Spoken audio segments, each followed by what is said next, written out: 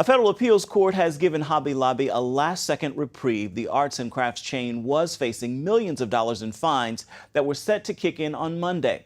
That's because it is refusing to obey the contraception mandate that is part of Obamacare. It requires all businesses to provide birth control coverage, including those for abortion-inducing drugs. The deeply religious family that owns Hobby Lobby says obeying the mandate would mean violating the Christian faith. The Obama administration has suggested only churches should be given a religious exemption from the mandate. But as Paul Strand reports, many religious institutions say it is wrong to declare them not religious enough for that tax exemption. The block-long Baptist College Criswell in Dallas only grants religious degrees, so it wasn't about to stand for being defined by its government as not religious enough, because then, as of July 1st, it'd have to pay for insurance plans that cover abortion-inducing drugs. That or pay fines so steep the little college might have to shut down.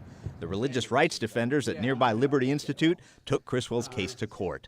Ultimately, it is the federal government telling people of faith to violate their religious beliefs, and if you don't, you're going to suffer fines and penalties. Tiny Criswell College has shown no matter how big the government is and no matter how small you are, sometimes it's smart to stand up and fight.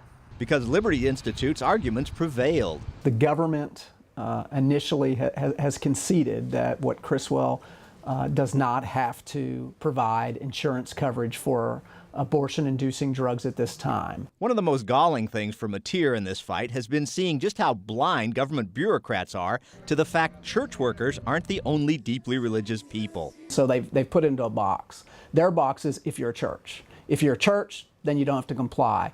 All believers make up the church universal. The federal government just doesn't understand that. The Criswell case is one of more than 50 challenging the HHS mandate.